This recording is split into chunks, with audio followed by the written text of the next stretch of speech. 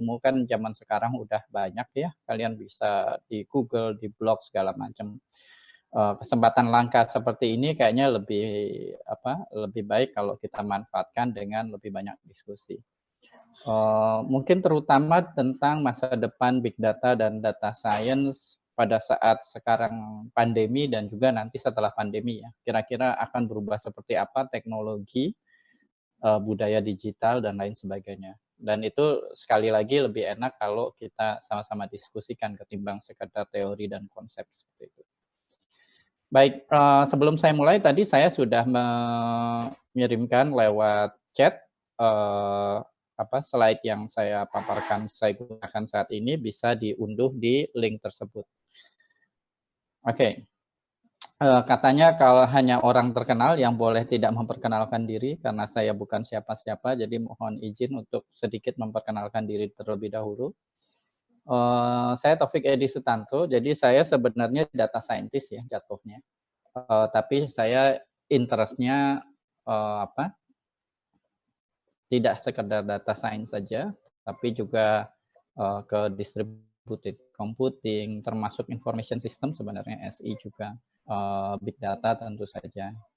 Saat ini saya founder Tahu Data Indonesia, sebuah perusahaan yang sebenarnya semi komersil sih. Tapi kalau mau dibikin non komersil juga enggak juga karena kita juga ngambil project dari kementerian lembaga dan juga swasta termasuk perusahaan-perusahaan unicorn.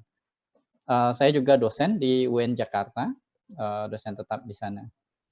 Pendidikan saya background-nya dulu S1-nya di UI. Jadi di UI dulu jurusannya sebenarnya matematik, tapi di sana ada sub penjurusan. Waktu itu saya iseng waktu S1, saya ngambilnya komputasi dan statistik. Nah itu kebetulan isengnya saya itu bermanfaat gitu, karena pas S2 ngambil data mining, itu nyambung banget karena memang data mining itu kayak kombinasi dari komputasi dan statistik. Setelah itu saya ikut riset program di Jepang waktu itu, machine learning, dan terakhir PhD saya adalah data science for big data. Jadi nanti kita akan bahas bahwa data science itu bisa untuk big data dan bisa bukan untuk big data. Kalau nanti ingin diskusi lebih lanjut, siswa ada kontak saya, silahkan saja hubungi saya di luar sesi ini. Oke, jadi kurang lebih kita akan awali diskusi kita pagi ini itu dengan ya udah kita kenalan dulu deh big data dan data science. Walaupun kayaknya kalian juga udah kenal deh, kayaknya udah banyak sering dibahas. Cuma memang perspektifnya beda-beda ya. Jadi maksudnya orang mengertinya beda-beda tentang apa itu big data dan apa itu data science. Mungkin ini lebih kayak saya memperkenalkan persepsi saya seperti apa, yang nanti kemudian kalau tidak setuju bisa kita diskusikan. Nah, terus biasanya yang kalian tertarik itu adalah terkait teknologi sama metodenya gitu di big data dan data science ini apa aja sih dan kira-kira mana yang prioritas paling penting dan lain sebagainya. Lalu tadi seperti diungkapkan, saya lebih ingin ke ayo kita diskusi kira-kira seperti apa masa depannya big data dan data science gitu. Baik, nah nah ini sebenarnya sudah pernah saya gunakan sebagai awalan dari setiap diskusi mengenai apa itu big data dan data science. Saya pause sebenarnya. Oke, makasih. Oke, jadi seperti yang kita sama-sama ketahui ya, sebelum pandemi ini kan kayaknya sangat santer sekali ya unicorn startup di Indonesia bermunculan, walaupun banyak yang bilang overvalue gitu ya. Tapi menyedot banyak lapangan kerja, terus perputaran ekonominya sangat besar. Kita bisa tahu di situ ada Gojek, Grab, ada Tokopedia, Bukalapak, dan lain sebagainya. Banyak sekali perusahaan-perusahaan ini. Nah, tentu saja kesamaannya adalah semua itu adalah perusahaan digital gitu ya, perusahaan digital yang butuh internet dan lain sebagainya. Tapi juga kalau kita perhatikan bahkan sampai level Google sekalipun, kesamaan lain dari perusahaan-perusahaan itu adalah bukan perusahaan manufacturing. Jadi sebenarnya kalau kita perhatikan kayak Gojek, Grab, itu kan nggak punya armadanya kayak Bluebird gitu ya. Terus Tokopedia, Bukalapak tuh nggak punya tokonya seperti Ramayana atau apa itu Carrefour dan lain sebagainya. Yang mereka lakukan sebenarnya perusahaan-perusahaan itu adalah mengolah data aja sebenarnya. Kayak Gojek kan sebenarnya dia cuma menghubungkan, dia tahu ada penumpang yang butuh ojek, terus dia tahu ada tukang ojek yang mau nganterin penumpang tersebut. Lalu dia olah datanya supaya saling menguntungkan baik si ojeknya maupun penggunanya. Nah, itulah nanti intinya dari sebenarnya era data ini. Bagaimana produknya adalah mengolah data menjadi suatu solusi atau sesuatu yang bermanfaat bagi orang lain. Nah, nah ini akan semakin terasa ya, kita ambil contoh ini aja deh. Kalau misalnya ditanya gitu ya, apa sih bedanya Gojek sama Grab gitu? Kan jaketnya aja mirip ya. Jaketnya mirip. Kadang-kadang saya ketemu tukang ojol yang dia jaketnya itu side A, side B gitu. Side A-nya Gojek, side B-nya Grab gitu. Nah, berarti kan yang dirasakan oleh konsumen sebenarnya ya sama aja gitu. Si motornya ya sama, terus bahkan si abang Gojeknya juga, abang ojolnya sama gitu ya. Nah, yang membedakan kemudian adalah solusi digital yang ditawarkan oleh kedua perusahaan tersebut. Misal promonya apa, berapa biayanya, seberapa bagus tampilan aplikasinya, sehingga hal-hal tersebut menjadi penentu untuk persaingan bisnis. Nah, nanti kita akan bahas lebih lanjut tentang hal tersebut, persaingan bisnis di era data ini. Nah, jadi itu ya. Jadi terlihat bahwa kalau zaman dulu kan ya, kalau kita bicara industri manufacturing gitu ya, misalnya tas bermerek lah, Hermes versus apa ya, saya nggak tahu nama-nama yang terkenal nih, tas Louis Vuitton misalnya, LV, nyebutnya gimana juga saya nggak bisa. Nah, itu kan mungkin brandingnya, seberapa kuat produknya, atau sepatu gitu ya, sepatu Bata versus Adidas atau Nike. Nah, tapi kalau di era data ini akhirnya pemrogramannya, misalnya seberapa cepat aplikasinya, seberapa mudah digunakan, promonya, itu jadi penentunya gitu. Nah, itulah makanya sering disebut-sebut sebagai era industri 4.0 yang kemarin Pak Jokowi di awal tahun menyampaikan bahwa sekarang bahkan sudah lebih berharga daripada minyak. Dan ini udah jelas banget ya, kemarin harga minyak negatif ya. Jadi kalian ngambil minyak itu dibayar sekarang saking jatuhnya harga minyak kemarin. Nah, sebelum harga minyak jatuh pun, industri data ini kemarin nilainya lebih besar daripada industri minyak.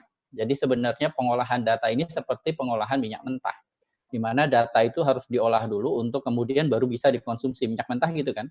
Kita ambil minyak mentah dari bumi, terus kita olah jadi Pertamax, jadi diesel, jadi Pertalite, baru bisa dikonsumsi, jadi berharga itu. Nah, data juga sama. Data kita ambil dari media sosial, dari sensor, dari website, kita olah dulu, baru dia berharga bagi orang lain, seperti itu.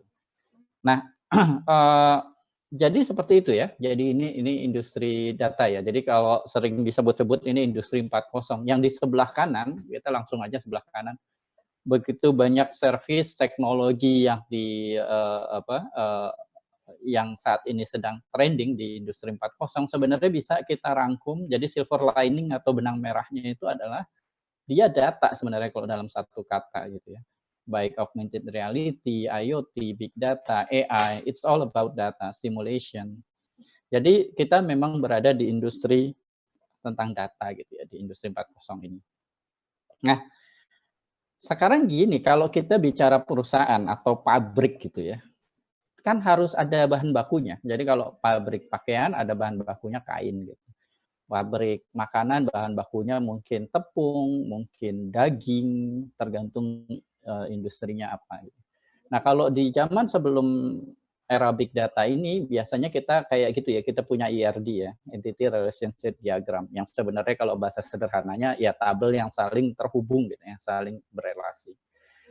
Nah, sumber datanya biasanya kalau di sebuah perusahaan atau kementerian berasal dari input dari petugas administrasinya. Jadi kalau kita bicara level universitas, misalnya kayak di UMN, maka ada petugas administrasi yang menginput nama mahasiswa, NIM-nya, alamatnya, kontaknya, terus juga tentang dosennya, pegawai lain, dan lain sebagainya. Itu biasanya diinput oleh administrasi. Nah, kalau di perusahaan termasuk berapa penjualan bulan ini dan lain sebagainya itu diinput manual gitu ya.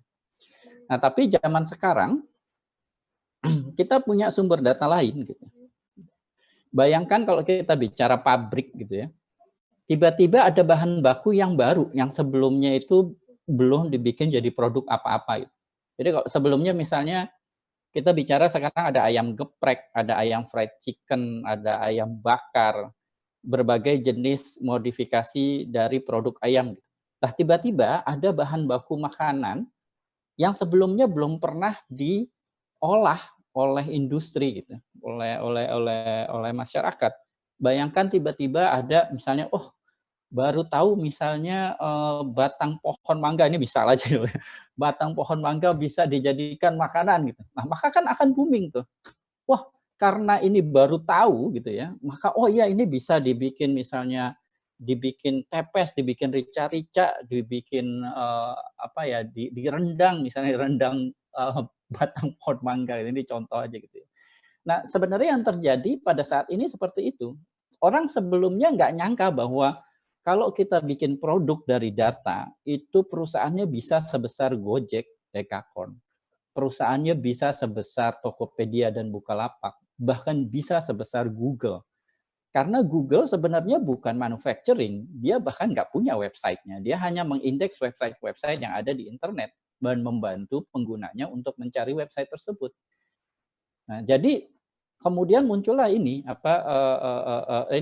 sumber data atau bahan baku dari industri-industri ini di industri era 4.0 ini. Nah, karena ada bahan baku termasuk juga dari sensor-sensor, nanti kita bisa singgung sedikit ke IoT dan kedepannya juga smart home akan semakin jamak gitu ya. Nah, ini bahan baku yang kemudian bisa kalian rubah menjadi produk gitu. Terutama mahasiswa nih yang masih muda-muda nih ya. Kalian berada di zaman yang enak banget deh. Saya nggak tahu di UMN ya, bahkan di beberapa universitas itu disupport oleh universitasnya baik dalam bentuk bisnis inkubator maupun hibah untuk bikin startup gitu, dibimbing dan lain sebagainya. Dan sangat mudah sekali gitu. Karena ya di era gudang, bikin pabrik besar dengan modal besar, bikin startup pengolahan data digital bisa dilakukan dengan modal yang sangat minim sekali seperti itu. Dan tempatnya juga nggak pengaruh, jadi kayak virtual office juga is okay gitu ya. Nah, karena tadi datanya beragam ya, dari media sosial, dari sensor, dari website, dari mobile phone, dan lain sebagainya, akhirnya datanya itu bertambah besarnya cepat gitu. Jadi kalau sebelumnya tadi kan cerita ya, kalau sebelumnya misalnya data universitas itu diinput oleh orang, diketik gitu ya, oleh pegawai administrasi. Nah, tiba-tiba sekarang kita punya sumber data yang apa ya, ubiquitous ya, maksudnya dia ada di mana-mana, dari langsung di-generate oleh user, langsung di-generate oleh sensor. Jadi bukan hanya satu atau beberapa pegawai administrasi saja, tapi semua user men-generate data gitu. Dan data-data yang di-generate tersebut formatnya itu berbeda-beda, kayak di media sosial seseorang bisa misalnya ngupload gambar, video, atau sekarang akhir-akhir ini misalnya podcast mulai ngetren berbentuk suara, lalu status media sosial berbentuk teks. Nah, sebelumnya kan data itu hanya berbentuk tabel kan. Sebelumnya kan di database relasional kita hanya punya tabel-tabel yang saling terhubung. Nah, sekarang kita punya data-data yang tidak berbentuk tabel atau biasa disebut sebagai data tidak terstruktur. Nah, kalau yang di bawah data terstruktur karena dia di-input biasanya dan bentuknya adalah tabel aja, maka dia pertumbuhannya lambat. Dan untuk mengolahnya biasanya kita pakai statistik gitu ya, zaman dulu ya, statistik. Kita belum mengenal dulu banget ya masih statistik. 90-an udah ada machine learning ya. Nah, apa itu tapi sudah jenuh kalau kita bicara bisnis gitu ya, perusahaan sudah jenuh nih yang di bawah. Kenapa? Atau saturated gitu ya. Karena semua orang udah capable untuk menyimpan, menganalisa data terstruktur tersebut. Tapi kalau yang di atas, ini potensinya masih besar banget. Jadi apa data dalam bentuk teks, video, gambar itu masih kalau kita bicara bahasa akademis, kita nyebutnya open research. Kalau kita bicara pakai bahasa industri, ini berarti kayak peluang bisnisnya masih besar di situ. Masih banyak gaps. Kalau orang akademis, kalau orang industri bilangnya masih banyak peluang bisnis yang kemudian bisa dibuat gitu. Nah, makanya akhirnya jadi penentu bisnis nih, pengolahan data tidak terstruktur ini. Nah, masuklah kemudian, nah karena dia berkembangnya cepat, besar, dan bertambah besarnya pun cepat sekali, jadi akselerasinya juga besar gitu ya. Tidak hanya kecepatannya, tapi akselerasinya juga besar, kayak fisika jadinya. Maka kemudian muncullah big data itu gitu. Nah, big data ini sebenarnya adalah sebuah istilah, dia bukan plain English. Jadi yang banyak sering salah mengerti tentang big data adalah dia pikir big data artinya data yang besar. Iya, biasanya dia data yang besar. Tapi kalau kita bilang data yang besar, kan terjemahan bahasa Inggris yang baik dan benarnya adalah large data sebenarnya. Big data kan sebenarnya kurang tepat kalau sebagai terjemahan data yang besar. Jadi, maka big data ini bukan plain English, tapi sebuah istilah. Kalau dia sebuah istilah, maka dia punya suatu definisi yang khusus, karakteristik yang khusus. Nah, biasanya yang paling sering kita kenal adalah karakteristiknya 3V ini. Volume, yaitu ukurannya memang besar. Velocity, dia bertambahnya data itu cepat gitu ya. Jadi kalau di media sosial bayangin aja setiap menit itu berapa orang update status kayak gitu. Lalu jadi ada variety, yaitu format data yang beragam, ada video, ada gambar, ada suara, ada teks dan lain sebagainya. Seperti itu. Nah, 3V ini yang kemudian merupakan karakteristik utama dari apa itu big data. Tapi kalau kita search di Google what is big data atau big data definition gitu, maka akan banyak definisi-definisi.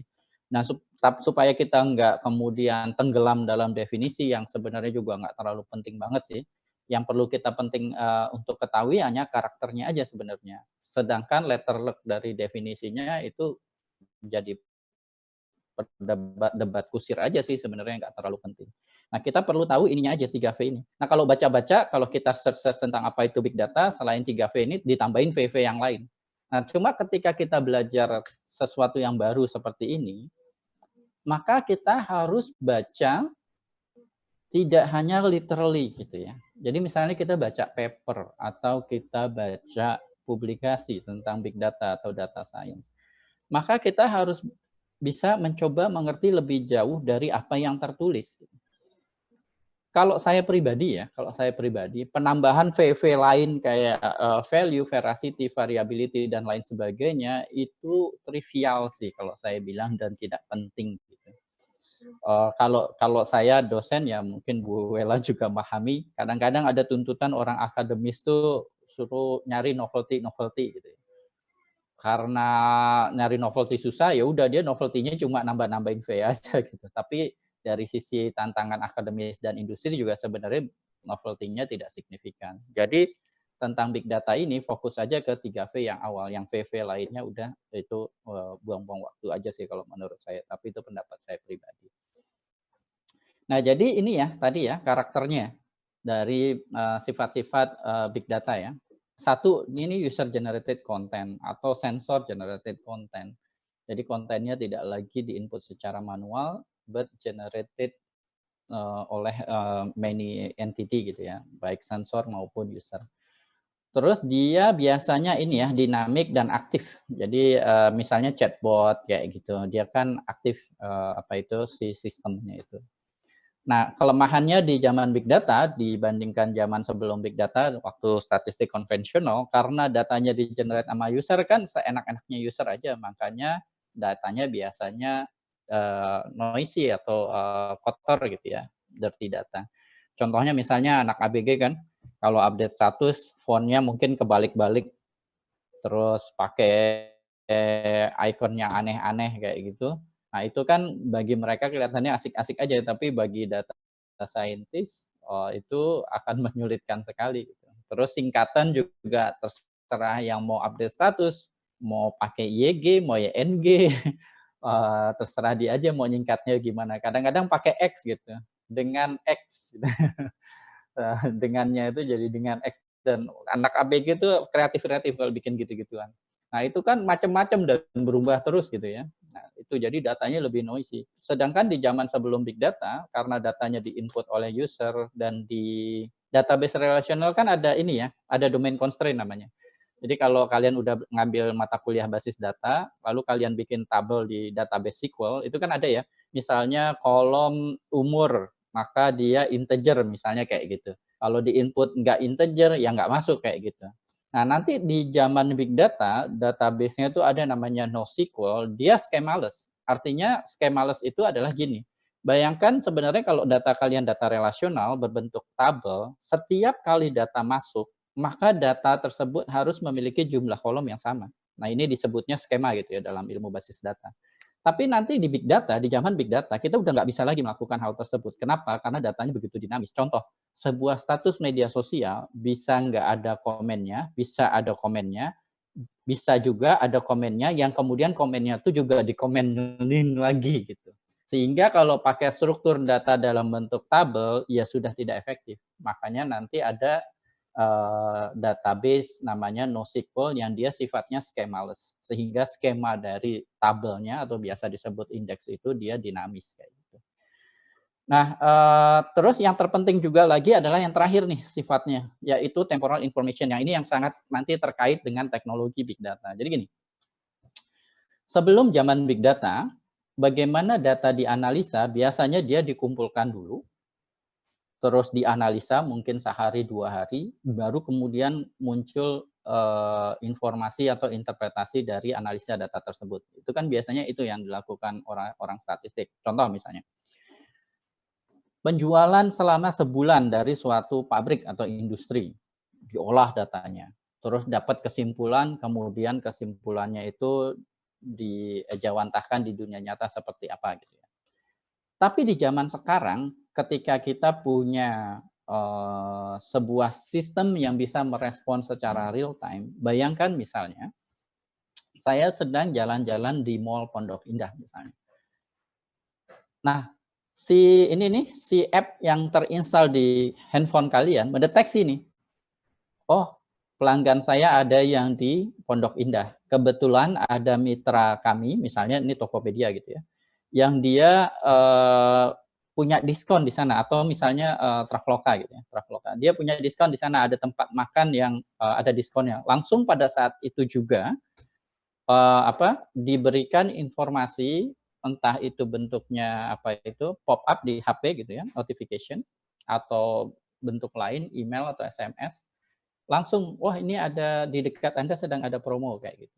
Atau misalnya kalian update status di media sosial, oh lapar nih, mau makan apa ya siang ini. Maka si teknologi big data langsung bisa merespon hal tersebut dan bertindak cepat. Kalau seandainya kita pakai attitude mengolah data di zaman dulu, misalnya sebulan kemudian baru kita ditawarkan, oh ini fried chicken rasa rica-rica misalnya, oh enak loh buat makan siang. Lah kan laparnya udah seminggu kemarin atau sebulan kemarin, udah basi informasinya gitu, udah nggak bermanfaat lagi. Jadi di zaman big data, informasi itu harus cepat action-nya itu harus cepat. Nah, ini agak beda dengan bagaimana attitude kita terhadap data sebelum zaman big data. Contoh nyata, salah satu klien big data waktu itu adalah perusahaan manufacturing. Ini perusahaan manufacturing besar yang dia keuntungannya setahun tuh bisa 2 triliun gitu. Nah, ada salah satu produk unggulan dia, keuntungannya setahun tuh ratusan miliar. Suatu ketika, beberapa tahun yang lalu, perusahaan tersebut mengalami kerugian puluhan miliar hanya gara-gara satu status di media sosial yang mereview buruk dan viral. Nah, sebenarnya kalau dia perusahaan tersebut, nah akhirnya perusahaan tersebut ngubungin Taudata untuk membangun sistem big data yang secara otomatis kalau ada review buruk, lalu si perusahaan tuh di-notify bahwa oh ini ada review buruk tentang produk Anda, terus cepat dihubungi oleh customer service-nya sebelum viral dan mengakibatkan kerugian besar seperti itu. Nah, ini disebutnya temporal information. Jadi ini sangat berbeda dengan zamannya bahkan statistik atau machine learning gitu ya, beda banget. Kayak gitu. Jadi memang harus benar-benar cepat ditanggapi. Gitu.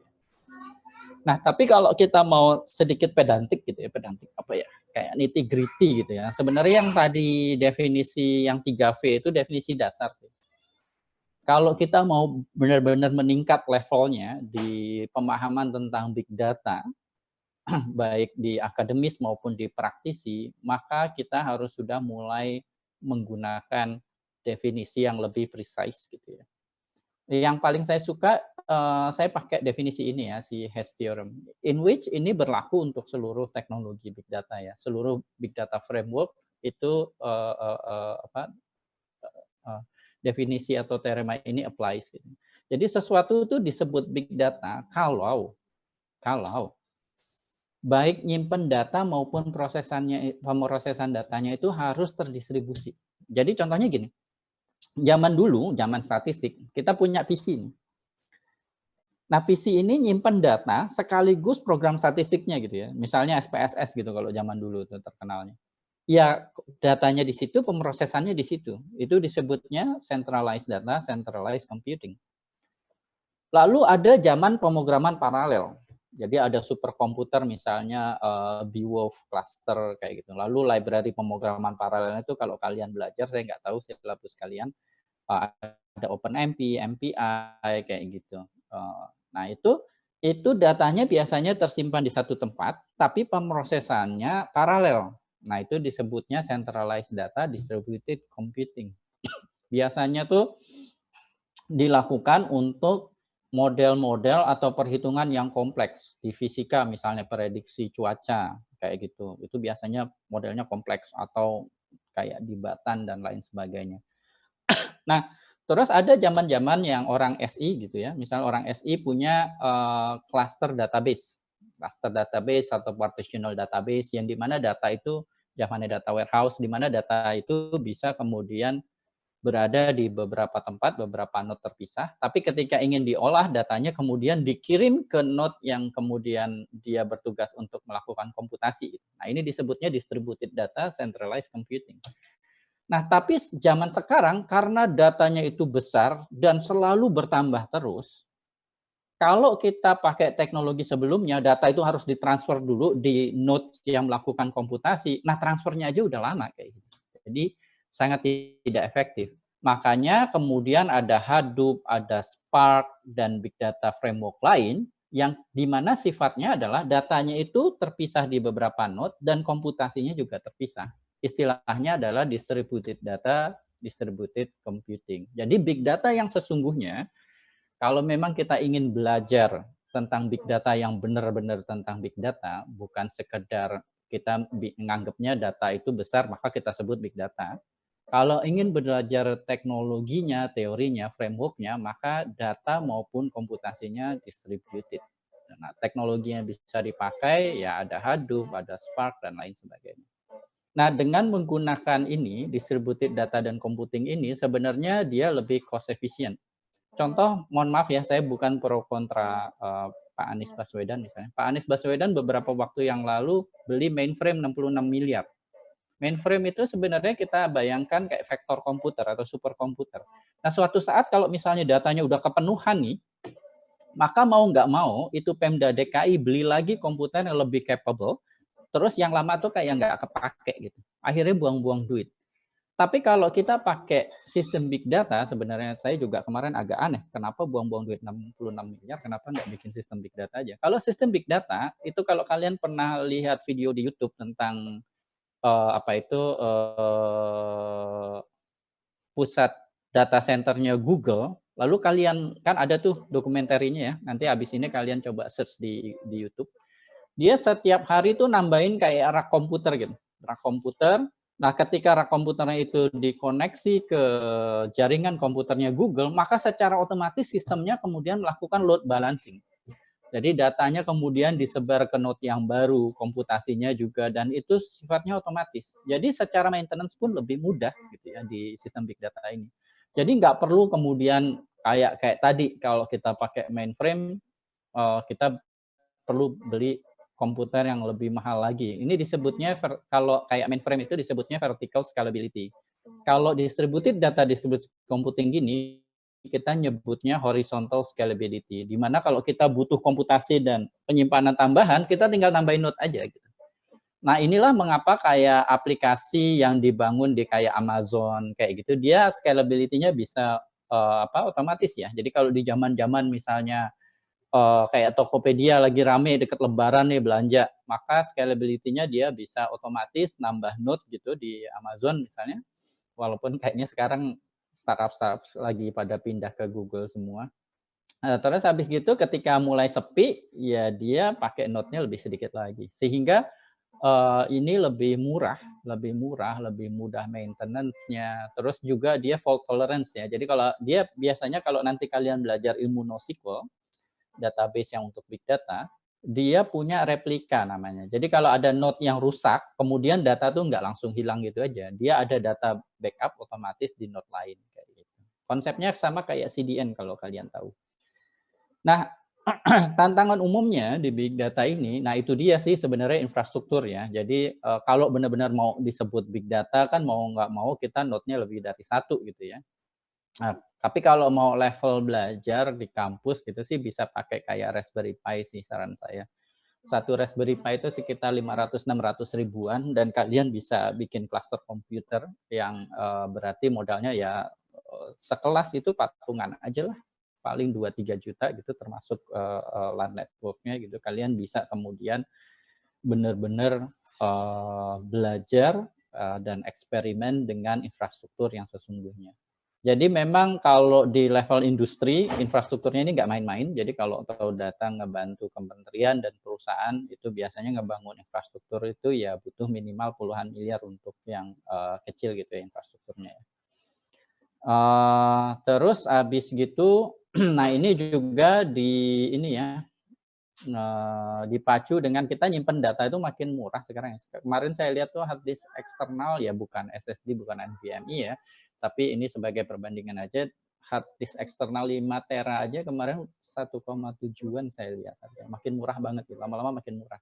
Tapi menganalisa datanya itu yang cenderung mahal karena komputasinya besar. Sekarang orang tuh makin aneh-aneh ingin semua dianalisa termasuk video. Kemarin salah satunya misalnya teknologi yang dikembangkan oleh Nvidia adalah memprediksi frame di video yang dia lost karena connection gitu. Jadi misalnya kalian lagi nonton YouTube terus tiba-tiba koneksinya tuh jelek. Bisa nggak frame yang hilang karena koneksi jelek tuh kemudian dipredik gitu. Nah itu karena kemudian kita kepingin menganalisa datanya makin aneh-aneh, makin kompleks, makanya kemudian cenderung lebih mahal karena komputasinya itu besar.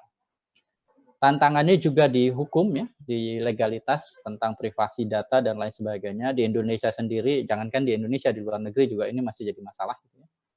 Dan yang terakhir tantangannya adalah terlalu banyak framework dan teknologinya yang ada gitu. Ya karena awalnya dulu ketika ini pertama kali booming memang ada kue besar di sana, ada uang besar yang kemudian orang saling rebutan gitu ya, bikin perusahaan menawarkan teknologi di big data.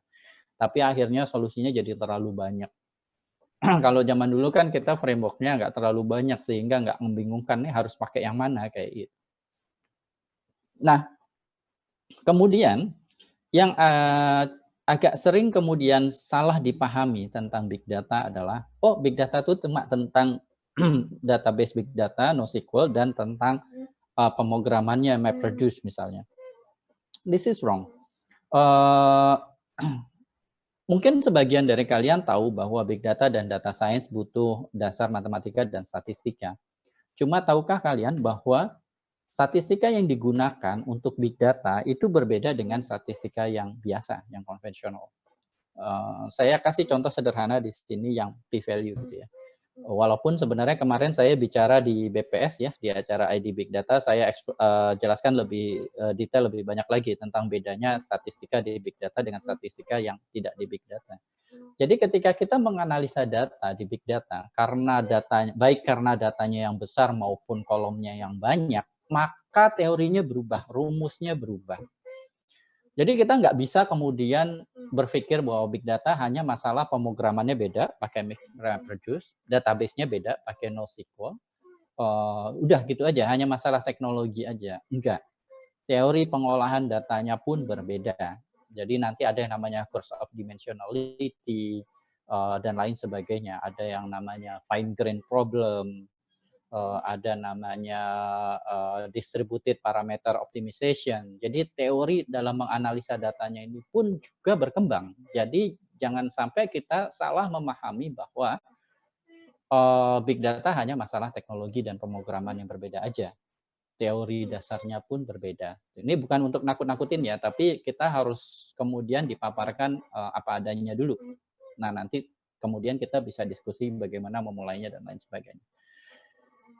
Nah, kemudian kadang-kadang saya suka juga ada yang nyeletuk gitu ya, ada cloud computing kok nggak masalah kayak gitu ya. Nggak juga. Jadi mungkin sebagian dari kalian ada yang udah nyoba sewa cloud gitu, kalau tahu harganya berapa gitu.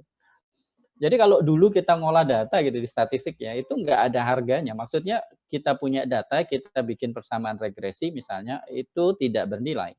Tapi kalau kemudian kita punya sistem big data, kalian mau bikin model AI untuk misalnya mendeteksi pornografi, foto-foto yang diupload oleh user di mobile app yang kita buat, misalnya kalian bikin startup nih, startup kalian kemudian bikin sebuah mobile app. Di mobile app-nya itu user bisa ngupload foto. Kan kalian nggak ingin kan user itu ngupload pornografi misalnya, maka kalian bikin AI yang mendeteksi kalau usernya itu ngupload fotonya ada pornografinya kayak gitu. Kalian bikin model kan? Nah, bikin model itu bisa ribuan sampai puluhan ribu dolar biayanya kayak gitu.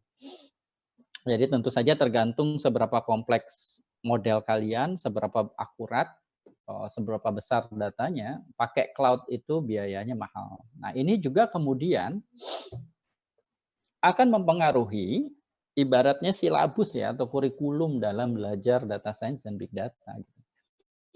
Maka kayak pelajaran tentang analisa algoritma itu jadi penting banget. Kenapa? Kita milih algoritma yang ON kuadrat log N dengan yang ON log N, itu nanti bedanya adalah beda dalam biaya dolar. Jadi salah satu ya semenjak saya mulai jadi pengusaha ini, saya sering ngobrol juga dengan CEO dari beberapa perusahaan. Salah satu yang dikeluhkan oleh mereka adalah yaitu data scientist-nya kemudian suka sembarangan bikin model sehingga biaya sewa cloud perusahaan itu membengkak gitu. Padahal model yang dibuat nggak bagus-bagus amat. Gitu. Nah itu kejadian nyata gitu ya. Jadi maka ketika kita belajar teknik-teknik algoritma atau model di big data, kita tidak hanya fokus pada akurasi. Gitu. Karena kan kalau kita nge-Google, nge-YouTube, ngebaca blog gitu ya, tutorial, biasanya fokusnya akurasi aja. Termasuk sebenarnya di textbook akademik. Textbook akademik, di buku-buku akademik, biasanya fokusnya itu ya akurasi, presisi, recall gitu. Walaupun kita ada pelajaran analisa algoritma. Tapi sebenarnya kedua hal itu sudah tidak bisa dipisahkan lagi. Ketika kita bicara akurasi algoritma atau model, maka kita juga harus bicara, oh ini kompleksitasnya gimana gitu. Kalau dia akurat banget tapi butuh komputasi yang besar, ya di dunia nyatanya juga bisa jadi nggak kepake. Gitu. Nah itulah apa yang terjadi dengan Bayesian statistik saat ini. Nah, ya kalau kita baca, kalau kita nge-Google biasanya keluarnya literatur akademik, maka orang biasanya kalau di literatur akademik ya paper-paper bicaranya bagus-bagusnya aja. Cuma kalau enggak juga sih, kadang-kadang big data itu tidak selalu sukses dan ini biasanya kita dapatnya itu di media yang bukan akademis ya, jadi kayak koran, majalah dan lain sebagainya. Jadi memang terutama sih ini tahun-tahun lalu sih, makin ke sini sih makin banyak yang kemudian sudah bisa mengoptimalkan penggunaan sistem big data sehingga keuntungannya lebih besar. Tapi artinya big data itu bukan tanpa resiko. Gitu. Jadi maksudnya tetap harus dilakukan dengan penuh perhitungan seperti itu. Nah, contoh yang misalnya sering terjadi, nanti deh di slide selanjutnya aja. Nah, oke, itu tentang big data ya. Tadi saya sempat menyinggung beberapa tentang data science. Kenapa gitu ya? Nah, big data pertama kali sebenarnya muncul tuh tahun 97 istilahnya di paper ilmiah NASA. Terus yang 3V tadi itu tahun 2001. Habis big data, kemudian baru IoT dulu diperkenalkan 99. Nah, data science itu sebenarnya tahun 2001. Dan kalau kita lihat dia pertama kali oleh si Cleveland ini diperkenalkan, kalau kita lihat definisinya, sebenarnya dia definisinya adalah statistik tapi untuk data tidak terstruktur, udah gitu aja. Jadi statistik yang konvensional kemudian di-expand ke data yang tidak terstruktur tadi. Nah, kenapa sih dia akhirnya muncul istilah data science itu? Kenapa enggak ya udah statistik untuk data tidak terstruktur aja? Karena orang statistik lambat dalam menanggapi hal ini gitu. Mereka tahu di industri sekarang udah butuh nih pengolahan data teks, gambar, video, dan lain sebagainya. Tapi orang statistik kemudian nggak merubah kurikulumnya, kayak gitu. Masih aja berkutat dengan data terstrukturnya gitu. Sehingga muncullah si data science ini yang kemudian dikembangkannya oleh orang-orang computer science, ilmu komputer, bukan orang-orang statistik atau matematik.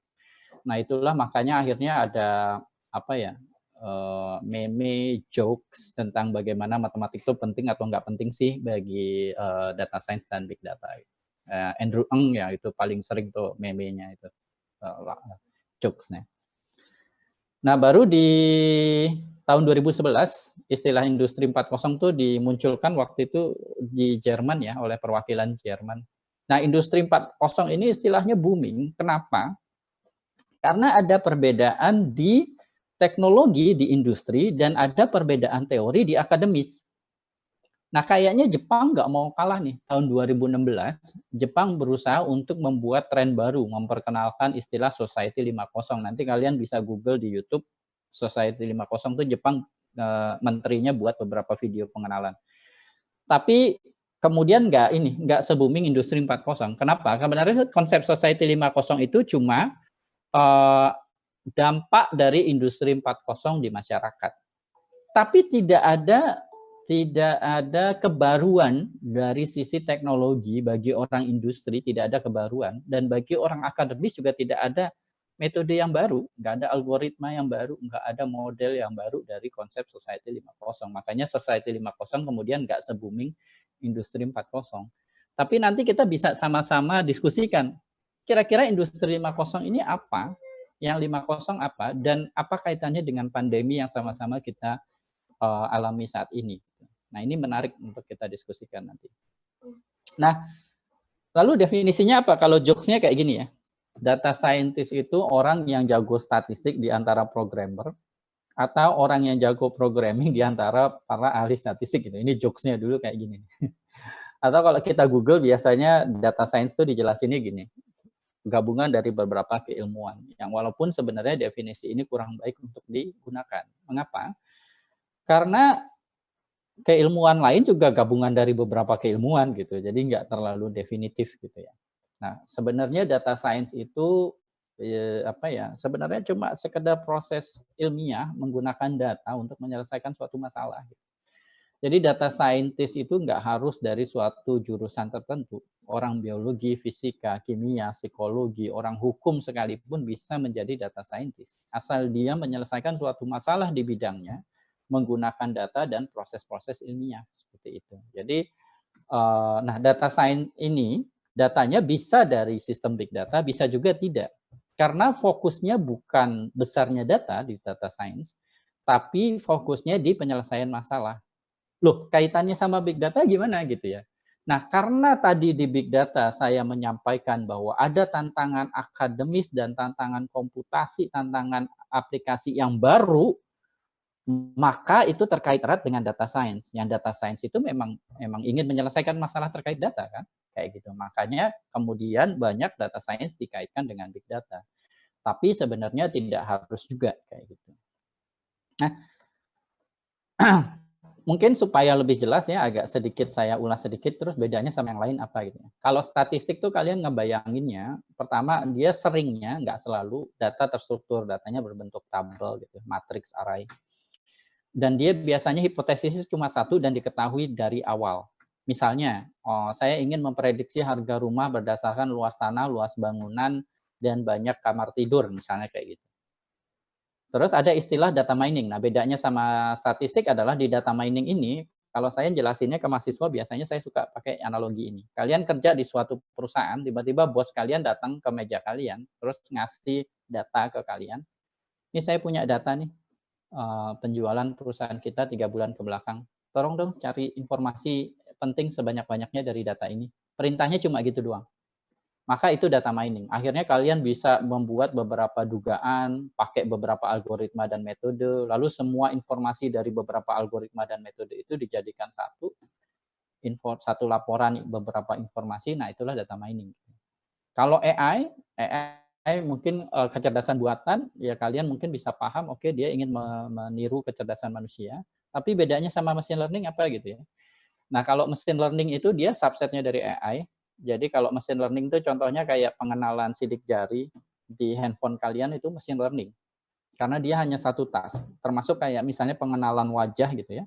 Itu hanya satu task, maka jatuhnya machine learning. Tapi kalau udah beberapa machine learning terhubung dalam sebuah sistem, misalnya kayak robot Julia-nya yang di Arab tuh, maka itu jatuhnya AI. Karena beberapa machine learning terhubung dalam sebuah sistem. Si robotnya bisa mengenali speech, juga misalnya mengenali visual, secara sekaligus membentuk sebuah sistem, makanya jadi AI.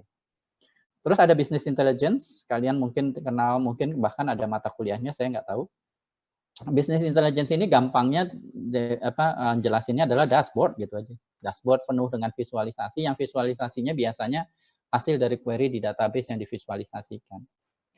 Terus ada business analytics mirip seperti business intelligence, jadi berupa dashboard, tapi dashboardnya visualisasinya biasanya dari model-model yang lebih advance, tidak hanya sekedar agregat data dari query ke database.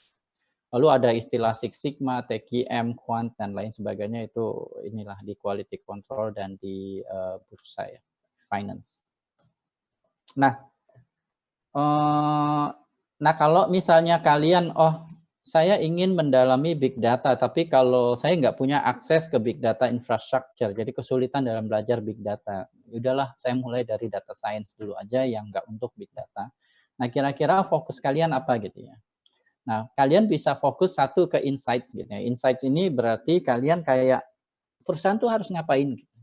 Nah, kalian nanti ketika belajar machine learning dan AI, kalian akan ketemu algoritma dan model yang ada bisa diinterpretasi, ada yang cuma bisa prediksi aja. Dan memang kebutuhannya beda-beda. Contoh, saya kebetulan juga waktu itu kerjasama sama Samsung Indonesia dan salah satu perusahaan startup di Indonesia juga di bidang retail. Samsung Indonesia kebutuhannya dia bukan insight.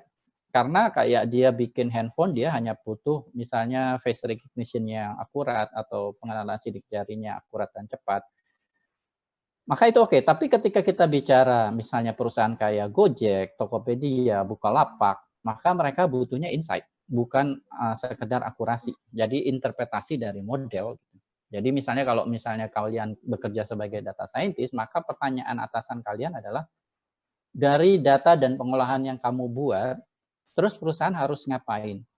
Nah, itu adalah insight kayak gitu ya. Jadi tidak sekedar akurasi yang tinggi. Akurasi yang tinggi kalau tidak menghasilkan insight, tidak menghasilkan rekomendasi apa yang harus dilakukan perusahaan, juga nggak berguna pada perusahaan-perusahaan tertentu. Nah, terus juga di data science kalian bisa fokus ke salah satu format data. Misalnya kalian mau fokus ke teks atau gambar atau video atau data kayak yang dimiliki oleh Gojek dan Grab, itu data berbentuk graf ya, graph network gitu. Terus di data science juga kalian bisa fokus ke scalability. Jadi kalau di pemrograman dasar kan kalian belajar analisa algoritma ya, efisiensi program. Scalability itu agak beda dengan efisiensi program. Scalability itu bagaimana kita si algoritma yang kita buat atau sistem yang kita buat itu bisa untuk menghandle data yang lebih besar dengan menambahkan resources-nya. Dengan bahasa yang sederhana gini, misalnya kalian pakai 2 PC, bisa menganalisa data misalnya let's say 3 giga per jam misalnya. Untuk kebutuhan yang lebih dari itu, let's say 10 giga, bisa nggak sistemnya itu kemudian tinggal ditambahin node aja gitu, terus sistemnya kemudian bisa scale ke data yang sebesar itu. Nah, ini disebutnya scalability. Jadi bagaimana si solusi dia bisa scale up ketika datanya bertambah kompleks, ukuran datanya bertambah besar, maka solusinya juga bisa coping dengan itu, gitu, mengikuti, tetap bisa menyelesaikan. Tadi kita udah bahas real time, jadi nggak saya bahas lebih lanjut. Juga kalian bisa fokus ke situ. Terus juga kreativitas dan inovasi gitu. Bagaimana merubah data menjadi nilai, value and solution gitu. Nah, ini kan sebenarnya kan apa yang dilakukan, sebenarnya Gojek, Grab tuh baru nggak sih? Enggak kan, sebelumnya udah ada Uber gitu. Tokopedia, Bukalapak baru nggak sih? Kalau kalian mau melakukan apa yang dilakukan Tokopedia, Bukalapak, bisa nggak sih? Ada loh di WordPress misalnya plugin WooCommerce yang kalian kalau sekedar ingin bikin marketplace, itu kalian bisa bikin sendiri. Gitu. Cuma kan kemudian kreativitas dan inovasinya itu tidak sampai di situ gitu ya. Ada di pelayanan, ada di pembayaran, ada di UI UX-nya dan lain sebagainya. Nah, ini juga kemudian menjadi bagian dari data science gitu. Nah, cuma kalau kita bicara data science, nah sayangnya kita tidak bisa kaitkan dengan data scientist. Maksud saya gini, kalau kita bicara apa itu data science, biasanya kita melihat ke literatur, apa itu data science. Tapi sayangnya kalau data scientist, orang yang bekerja di bidang data science, nah ini definisinya terserah perusahaan. Jadi kalau kalian main ke Gojek, kantor Gojek, tanya VP of datanya di sana, Pak atau Mbak, data scientist itu apa sih? Lalu kalian pindah ke perusahaan lain, misalnya ke perusahaan, let's say kayak tadi Samsung Indonesia, kalian tanya ke VP of datanya, data scientist itu apa, maka jawabannya bisa berbeda. Gampangnya gini, kalian lihat lowongan data scientist, maka kemudian requirement itu bisa beda banget. Nah, ini adalah yang terjadi memang seperti itu saat ini, di mana data scientist itu definisinya terserah perusahaan masing-masing. Kadang-kadang perusahaan ya sama maunya dia untuk ngehemat biaya dan lain sebagainya, atau alasan lain tertentu, atau kebutuhan, atau sekedar ingin ikut ngetren aja, saya punya data scientist kayak gitu dan lain sebagainya. Sehingga nanti untuk ya ini juga tidak hitam putih ya, bukan berarti kemudian kalau beda terus kemudian jadi salah dan lain sebagainya. Jadi saya tahu data membuat ini ya, kita waktu itu mensurvei beberapa perusahaan. Terus kita mau mencari kayak benang merahnya gitu ya. Sebenarnya data engineer, data analis, data scientist dan programmer tuh bedanya apa sih karakteristiknya gitu ya. Jadi kalau programming tuh ya udah programannya programmer ya, programmingnya sama matematiknya kuat, tahu sedikit database. Tapi begitu kita ke data engineer, dia lebih ke database dan big data, bikin infrastruktur gitu ya. Sisi bisnis dia nggak perlu tahu banyak, data wrangling dia perlu tahu tapi nggak terlalu banyak juga, matematik juga nggak banyak gitu ya.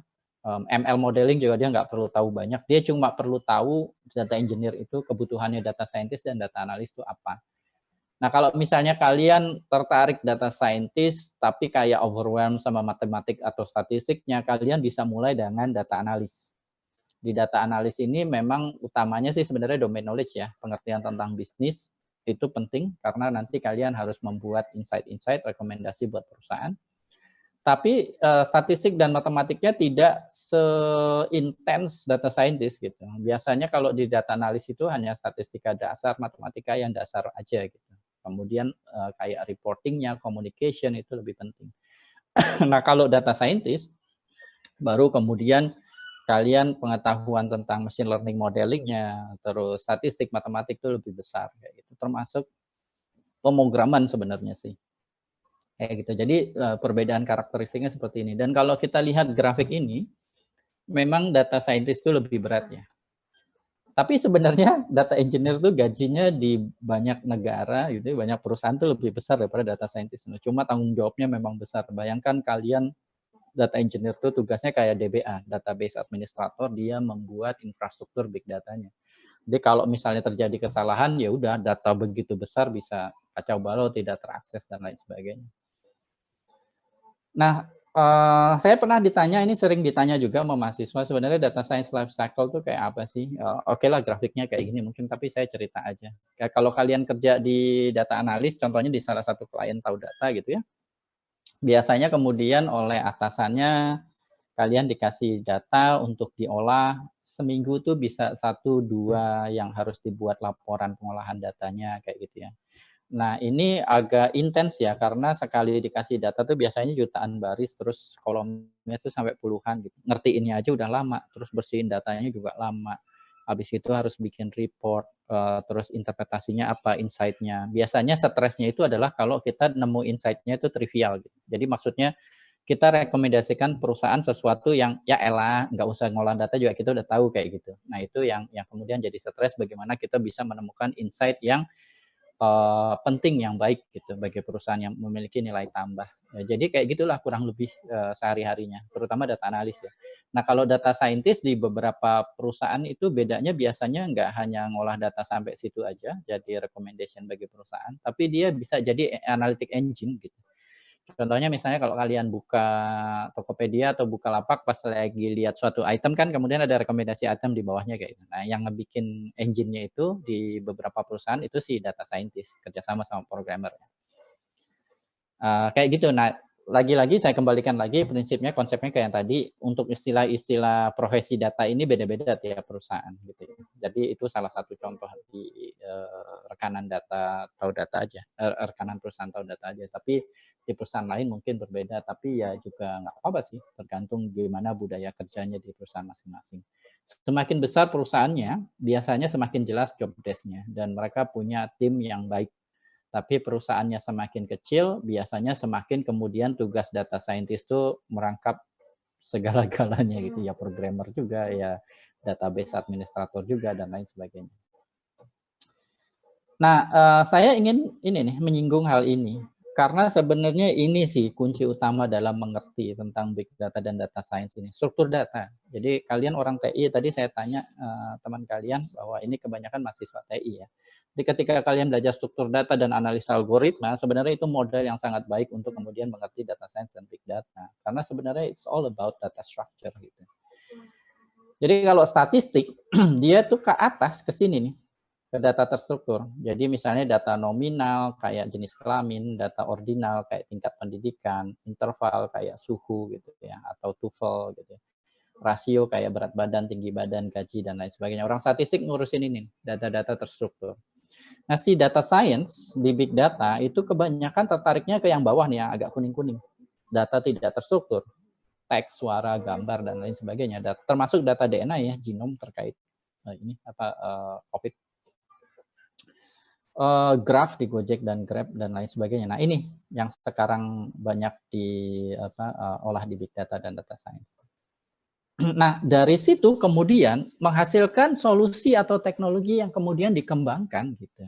Jadi contohnya kemarin saya diundang ke Makassar. Kebetulan teman-teman di Makassar ini mengembangkan ini alat untuk mendeteksi kopi, jenis kopi dan kualitasnya. Jadi dia punya sensor bau gitu untuk di kopi, kemudian ya memberikan rekomendasi kepada petani kapan harus manen kayak gitu, dan mungkin kalau nanti ada kopi, oh ini kopi jenis apa dan lain sebagainya.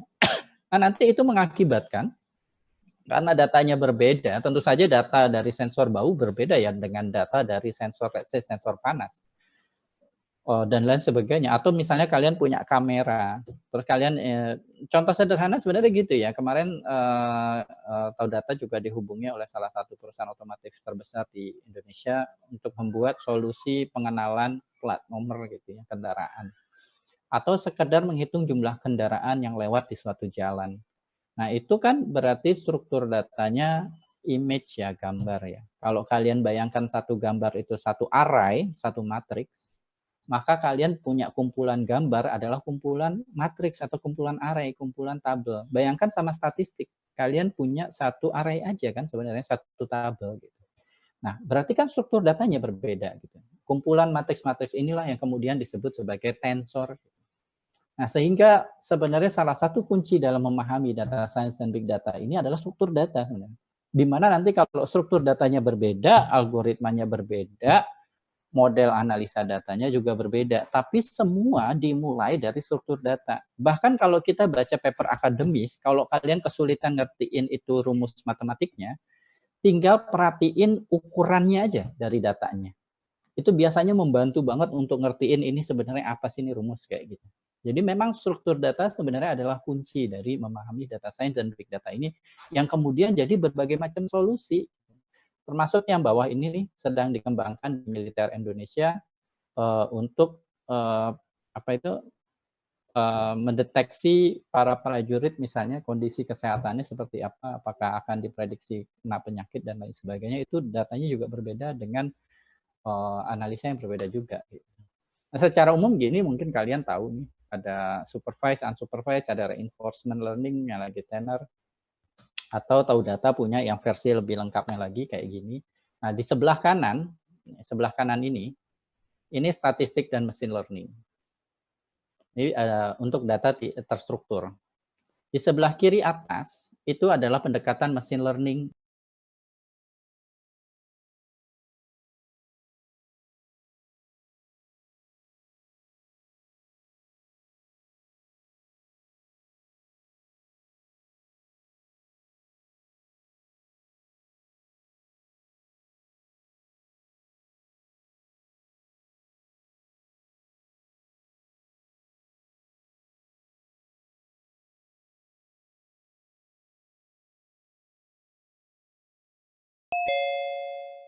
Data science, big data gitu ya. Nah,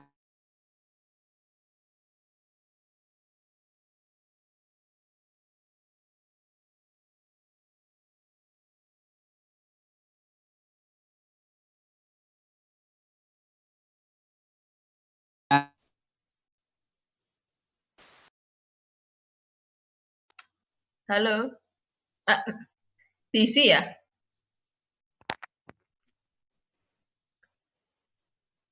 Nicholas, tolong di-share link lagi buat bapaknya join.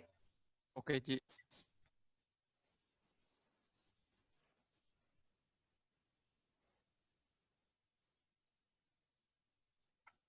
Yang lain jangan lupa siapkan pertanyaannya ya.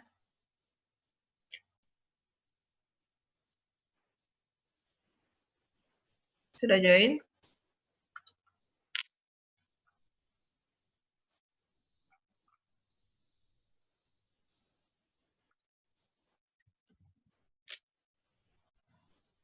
Halo, Pak Taufik.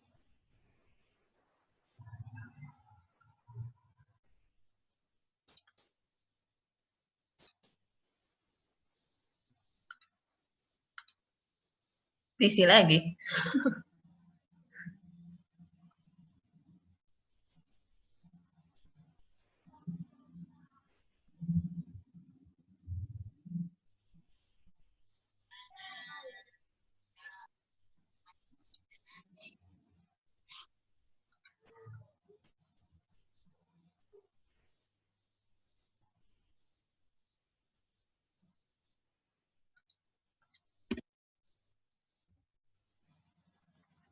Mana? Kok nggak join?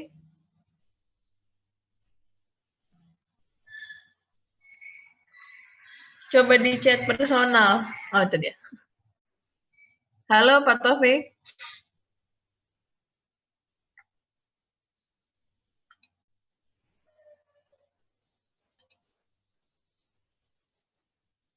Mic-nya sepertinya belum connect.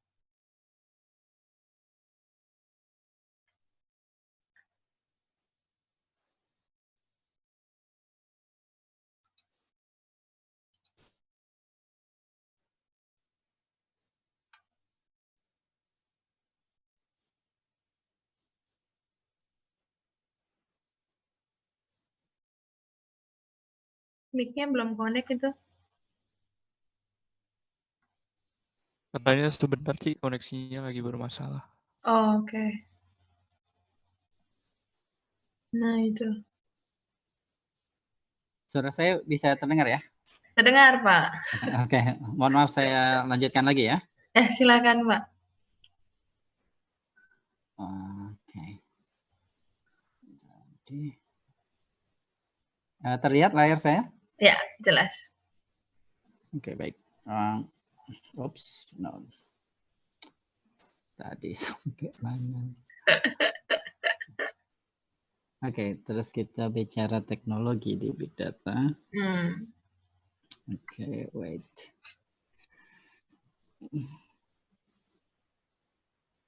Oke, so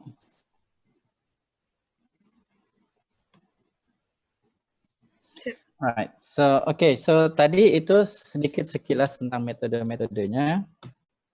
Nah, sekarang kita bicara teknologi karena biasanya anak muda ini lebih suka ke arah teknologinya gitu ya, mahasiswa. Nah, teknologinya sih ya ada dari ya mirip-mirip ya, maksudnya dari penyimpanannya, dari komputasinya, dari eksplorasi datanya, dari bagaimana menghandle sumber datanya. Ini saya ambil sebagian aja contohnya ya. Untuk data terstruktur sekarang banyak perusahaan mulai beralih tuh dari MySQL ke Postgre gitu ya untuk data terstrukturnya, sama data terkait posisi, jadi latitude longitude juga. Nah, kalau data teks biasanya ke MongoDB dan Elasticsearch kayak gitu. Data berbentuk graph kayak Gojek Grab itu biasanya dia pakai database-nya, basis datanya Neo4j gitu. Lalu nanti biasa ya ada transformasi, ada Python, ada Java, ada pakai Spark dan lain sebagainya. Termasuk pemodelannya juga di Python atau R gitu ya. Walaupun R sangat saya tidak sarankan karena lambat gitu ya. Untuk visualisasi kalian punya Tableau, untuk level interface kalian punya Node.js, D3.js ya, sorry. Terus kalau kalian punya beberapa sumber data lalu ingin di-manage itu ada Kafka dan lain sebagainya. Jadi memang banyak banget teknologinya dan kita nggak kayak zaman dulu gimana kita punya data terus ya udah pakai SPSS datanya dari Excel kayak gitu, nggak juga. Kita sekarang harus punya memakai beberapa teknologi sekaligus untuk membuat sebuah sistem big data kayak gitu. Nah ini sayangnya gini. Jadi tahu data seringnya ketika diminta jadi konsultan di perusahaan ataupun kementerian dan lembaga, mereka biasanya melakukan kesalahan dengan beli dulu infrastrukturnya, baru kemudian mikirin modelnya, mikirin data science-nya. Nah, ini salah. Nah, untuk mahasiswa supaya kalian belajar dari awal, bahwa kalau kalian belajar tentang big data, awali dulu dengan analisa data yang ingin dibuat. Saya kasih contoh waktu itu tahu data jadi konsultan salah satu kementerian di Indonesia, kementerian besar. Dia ngeluarin ratusan miliar untuk bikin infrastruktur data. Cuma kesalahan mereka adalah dia bikin dulu infrastrukturnya, baru dia manggil saya, terus bilang, Pak Taufik kita udah punya nih infrastruktur big data. Oh iya Pak, bagus, keren banget. Gitu. Terus nih makanya gimana ya? Makanya gimana Pak maksudnya Pak? Saya bilang kalau itu kemarin beli ngapain gitu. Terus Bapak maunya apa? Oh ini kebetulan Bu Menteri minta ini analisa ini. Bapak infrastrukturnya apa? Terus dia bilang oh kita beli Hadoop yang begini. Wah Pak mohon maaf Pak untuk analisa yang diminta Bu Menteri nggak bisa Pak pakai infrastruktur yang Bapak beli. Kita berada di zaman big data di mana seperti itu. Di mana teknologi yang kita pilih, maka nanti analisanya juga tertentu. Kalian mungkin nggak percaya akan hal ini karena kalian mikirnya pemrograman kan bisa ngerjain apa aja. Iya, tapi itu kalau kalian pakai konvensional. Sedangkan big data, pengolahannya tidak konvensional. Ingat tadi di slide awal, dia adalah distributed data, distributed computing. Contoh sederhananya gini, kalau perusahaan atau institusi pakai Hadoop, maka lupakan real-time processing. Nggak mungkin bisa Hadoop untuk real-time analytic. Kalau kalian mau real-time analytic, pakainya Apache Spark. Kalau kalian ingin ngolah data kayak text mining, text analytic, dan mencari data untuk informasi dan insight, pakainya Elasticsearch. Manajemen dokumen, MongoDB, dan lain sebagainya. Sehingga kalian analisanya apa, teknologinya tertentu juga. Nggak kayak zaman dulu. Zaman dulu sih kalian ya terserah, bikin dulu infrastrukturnya, lalu nanti analisanya mau apa, kayak gitu. Sekarang kita nggak di zaman kayak gitu. Jadi kalau kalian nanti bikin startup atau bekerja sebagai data scientist, kalian harus paham akan hal ini. Bahwa teknologinya itu ditentukan dari analisanya mau apa. Kayak Hadoop itu nggak bisa loh kalau misalnya kalian nge-search data, karena di Hadoop itu tidak mengenal konsep indexing. Jadi data itu tidak diindeks, dia secara paralel traverse semua data yang ada di database. Walaupun paralel, tapi kalau nggak diindeks itu lambat. Dan di Hadoop itu susah untuk sekedar looping. Jadi model-model kayak K-means itu nggak cocok di Hadoop. Makanya dulu ada library machine learning di Hadoop, Mahot. Waktu Hadoop pertama kali keluar, si Mahot itu isinya tuh lengkap banget kayak scikit-learn. Tapi semakin ke sini malah modelnya makin dikit. Karena dia akhirnya tahu bahwa Hadoop itu hanya optimal untuk model-model tertentu aja. Kayak gitu. Jadi ini yang kemudian perlu kalian ketahui. Dan juga kalian nggak perlu sih menguasai semuanya. kalian nanti ini aja fokus ke salah satu teknologi, ke salah satu analisa dulu gitu, yang kalian butuhkan atau perusahaan butuhkan. Gitu. Nah ini kan bikin bingung. Ya kalau zaman dulu kita punya sedikit, sekarang teknologinya banyak banget. Nah salah satu tugas data scientist adalah kemudian ya perusahaan butuhnya yang mana kayak gitu. Sebaiknya ambil yang mana sesuai dengan kebutuhan perusahaan. Nah data scientist ini paling nggak harus tahu untuk kebutuhan perusahaan itu cocoknya pakai teknologi yang mana. Nah ini kalau anak muda sih sebenarnya senang nih dan kalian punya banyak waktu untuk belajar banyak hal gitu. Ya walaupun minimal tahu banyak hal terus ahli di beberapa hal itu bagus. Yang bikin bingung kementerian dan perusahaan ketika ingin mengadopsi big data adalah karena biasanya kan di tender tuh ya, baik perusahaan maupun swasta maupun kementerian kan di tender gitu ya. Kalau misalnya mereka ada kebutuhan kayak gini. Ya yang namanya vendor ya, kan bagi palu semua masalah tuh paku gitu. Jadi dia nyebutnya kayak tukang obat aja. Wah ini teknologi saya dari IBM, SAS misalnya. Oh ini paling cocok untuk masalah Anda. Kalau permasalahan gini gimana Pak? Oh ya bisa. Ya kalau vendor mah bisa aja. Walaupun nanti programmernya yang kelimpungan bikin gitu karena ternyata teknologinya nggak cocok sama analisanya kayak gitu. Nah, kurang lebih infrastrukturnya secara umum seperti ini ya. Jadi kalian tetap pakai teknologi yang lama, misalnya SQL gitu ya, tapi kalian nanti akan terhubung juga dengan NoSQL. Terus ada untuk big data sistemnya sendiri sebenarnya terhubung kayak gini. Nah, yang paling sering salah di kementerian dan di perusahaan swasta ketika mereka pertama kali mengadopsi big data adalah mereka mikirnya big data adalah tentang sistem informasi yang centralized. Ini paling sering saya mengalami kesalahan seperti ini. Jadi kalau saya diundang jadi konsultan di sebuah perusahaan biasanya, selalu kan biasanya rapat ya sama direksi, komisaris, dan lain sebagainya. Mereka selalu mendiskusikannya akhirnya adalah, oh kita bikin sistem informasi yang bagus dulu.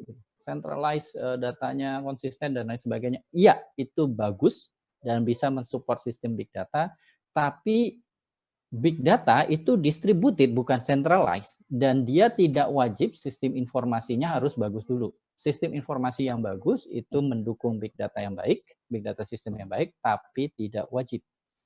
Itu yang paling sering juga tidak dipahami oleh banyak instansi ya. Nah kayak gitu dan ini di sistem big datanya juga tergantung perusahaannya seberapa besar ya. Kalau perusahaan yang besar banget, kementerian yang besar banget, dia punya kayak cold datanya, terus dia bisa pakai kayak Hadoop untuk pengolahannya, datanya batch, nggak harus real time. Dia punya hot datanya, data-data yang terkini dan harus disajikan secara real time kayak gitu. Jadi nanti bisa pakai Spark di situ, lalu kombinasi itu dan lain sebagainya. Di sini bisa pakai Kafka di bawah untuk memanage beberapa sumber data dan lain sebagainya. Nah, cakupan big data itu sebenarnya luas ya. Jadi kalian kalau misalnya, Pak gimana saya orang TI sih, tapi nggak suka pemrograman misalnya. Kalian bisa bicara etiknya misalnya, atau bicara hukumnya. Jadi nggak harus terkait teknologinya, bisa terkait modelnya kalau kalian suka matematiknya, kalau kalian suka programmingnya bisa ke pemrogramannya. Jadi kalian bisa milih sih, spektrumnya luas sekali. Bisa ke aplikasinya, kalian bikin solusi apa yang baru, misalnya yang bermanfaat atau lebih baik dari sebelumnya, itu bisa. Sekarang luas ya, dipakai di mana-mana. Ini nggak usah saya bahas. Cuma yang menarik yang di kanan bawah ini mungkin. Jadi kalau saya pernah diundang dia pejabat-pejabat Pemda se-Indonesia ngumpul nih di pusat communication center waktu itu Kominfo kalau nggak salah. Hampir semua kepala daerah tuh kayak dalam tanda kutip menyombongkan diri ke saya gitu sebelum acara dimulai. Pak, kita udah pakai big data, Pak. Terus dia nampilin ini nih monitoring center ini kayak yang di kanan bawah gitu. Tapi yang terjadi adalah dia punya layar banyak, terus dia punya pegawai banyak yang merhatiin setiap layarnya gitu. Yang kalau misalnya ada yang ngelewatin lampu merah dibilang, Mbak, mundur Mbak, nggak pakai helm gitu, pulang gitu. Terus mereka nyebutnya itu adalah smart city gitu atau big data. It's not. Itu sekedar CCTV yang dilihatin oleh banyak orang gitu. Tidak ada suatu proses otomatis dan lain sebagainya. Karena sebenarnya ya daripada dipentelengin sama banyak pegawai, ya pasang aja sensor di lampu merahnya. Begitu ada yang melewati dari sensor tersebut dan lampunya merah, terus warningnya itu otomatis, nggak perlu terus dilihatin gitu. Dan sebagainya. Jadi aplikasinya banyak ya, aplikasinya banyak. Tentu saja termasuk di marketplace, media sosial, dan lain sebagainya. Oke. Nah, saya mau bicara sedikit tentang deep learning ya, karena mungkin di sebagian dari kalian udah sedikit tahu tentang deep learning. Paling untuk yang belum tahu apa sih bedanya deep learning sama machine learning gitu ya. Jadi bayangkan misalnya kalian mau membuat sebuah produk, teknologi atau program pengenalan wajah. Misalnya, nah, prediksi saya smart home akan semakin jamak beberapa tahun lagi. Terutama juga karena semakin rawan ya situasi dan kondisi, maka smart home akan semakin jamak. Misalnya kalian ingin bikin startup yang buat suatu solusi alat deteksi wajah. Kalau misalnya alat yang kalian mau buat nanti misalnya pakai pendekatan machine learning, maka kalian melakukan image processing lalu membuat fitur atau variabel, contohnya misalnya variabelnya adalah tinggi hidung dibagi lebar hidung, tinggi muka dibagi lebar muka, lebar mata dibagi tinggi mata, dan lain sebagainya. Lalu itu jadi variabel yang kemudian masuk ke model machine learning-nya untuk memprediksi, oh ini wajah si A atau si B. Kalau deep learning nggak gitu. Kalau di deep learning, proses pencarian fitur tadi itu otomatis. Jadi yang masuk ke deep learning-nya adalah gambar langsung. Sedangkan kalau machine learning, yang masuk adalah data terstruktur. Jadi dia sudah melakukan lewati dari gambar, fitur engineering dulu, jadi data numerik, baru masuk model machine learning. Untuk kemudian diprediksi ini wajah si pemilik rumah atau bukan. Kalau misalnya dia wajah pemilik rumah, misalnya otomatis pintu yang terkunci itu jadi terbuka misalnya gitu, di smart home. Nah, kalau di deep learning, itu dia inputnya adalah data tidak terstruktur, bukan data terstruktur. Jadi berupa gambar atau video atau suara atau sensor, dan itu langsung diolah untuk diprediksi atau di forecast. Nah, itu yang membedakan. Nah, ini muncul karena juga ya ada beberapa hal sih. Dan nggak selalu karena kita punya data tidak terstruktur lalu mudah untuk melakukan fitur engineering. Contoh misalnya, kalian terkait wabah nih COVID-19, ingin bikin program yang akan di-embed ke mikroskop elektronik misalnya, lalu secara otomatis mengklasifikasi apakah virus yang nampak di mikroskop tersebut corona atau virus flu atau virus SARS misalnya. Virus itu kan tidak memiliki fitur yang jelas seperti wajah, ada mata, hidung, dan lain sebagainya. Maka akan sulit melakukan fitur engineering. Nah, deep learning, karena dia prosesnya langsung data tidak terstrukturnya, ini memudahkan untuk permasalahan-permasalahan yang seperti itu. Jadi, teorinya sebenarnya udah lama ya, tapi baru tenar semenjak 2012 karena yaitu graphic card ya, GPU sudah semakin murah dan capable yang bisa dipakai untuk komputasinya, karena komputasinya tinggi sekali. Jadi saya baru aja kemarin nih lagi ngerjain penelitian pakai data media sosial 10 tahun ke belakang saya ambil. Itu saya ngeran model sampai beberapa minggu. Kayak gitu. Jadi komputasinya mau besar sekali. Seperti itu. Nah, yang menarik adalah yang grafik ini juga nih, yang membedakan antara machine learning dengan deep learning, dan ini mahasiswa perlu paham. Jadi kalau datanya kecil, kalau dilihat grafiknya, machine learning itu yang warna kuning itu lebih baik daripada deep learning. Tapi begitu datanya besar, maka kemudian deep learning keep perform makin bagus, sedangkan kayak machine learning konvensional dia plateau gitu ya, datar. Nah, sehingga hikmahnya apa? Kalau data kalian tidak terlalu besar sebenarnya ya udah, kalian pakai aja machine learning biasa, biasanya lebih baik daripada deep learning. Tapi kalau datanya besar, maka deep learning biasanya lebih baik daripada machine learning biasa. Itulah mengapa deep learning kadang-kadang dikaitkan juga dengan big data, karena dia memang cocok untuk data yang besar. Cuma ya tadi ya, komputasinya besar, sehingga kalau pakai cloud tuh ya sewanya mahal juga. Nah, tadi sempat dibahas tentang teknologi basis data ya. Jadi kalau yang konvensional kita punya relasional kayak Postgre, MariaDB, MySQL gitu ya. Tapi sekarang ada NewSQL, ada NoSQL, ada Key Value, Big Table, ada Graph Database, ada dan lain sebagainya, banyak sekali. Nah, ini juga tentu saja kalian nggak harus menguasai semuanya, sebagian aja. Gitu. Jadi ini adalah teknologi-teknologi terkait Big Data gitu ya. Nah, ini contoh apa yang saya lakukan. Jadi saya biasanya di tempat kerja ini ya, saya untuk level akademis biasanya saya nggak pakai cloud. Level akademis coba-coba saya bikinnya pakai ini. Raspberry Pi, Orange Pi dibikin cluster gitu. Terus ya udah, kalian bisa bikin model, bikin solusi. Nah, nanti kalau ketika diterapkan di infrastruktur yang sesungguhnya nggak banyak perbedaan karena sistemnya kurang lebih sama kalau kalian bikin seperti ini. Kalau kalian punya dana ya bisa pakai cloud sih, ya silahkan aja. Ini karena dosen ya, biasanya ya udah dana penelitiannya terbatas, ya saya bikin infrastruktur yang lebih murah. Di pendidikan saya lewat aja kali ya. Bagi mahasiswa sih yang perlu dipahami ketika nanti terjun di dunia data science dan big data adalah kalian harus suka belajar, lifelong learning kompetensi ya. Kenapa? Karena di tempat kerja nanti pasti tantangan data, pemrogramannya dan teknologinya itu kan berubah terus. Jadi kalau bukan tipe orang yang suka belajar, baru aja belajar misalnya algoritma A, pemrograman B, tiba-tiba 3 bulan kemudian perusahaan ganti teknologi karena permasalahannya beda kayak gitu. Nah, kalian harus siap-siap untuk itu, belajar hal yang baru terus. Sehingga suka belajar itu adalah satu kompetensi yang penting untuk di data science dan big data. Nah, ini ada istilah pendidikan 4.0, saya ingin luruskan, pendidikan 4.0 itu bukan pendidikan untuk menyiapkan mereka yang capable di industri 4.0, itu yang paling sering salah juga. Kalau baca di sini, di literatur ini, pengertian pendidikan 4.0 adalah penggunaan teknologi dan metode di industri 4.0 ke pendidikan.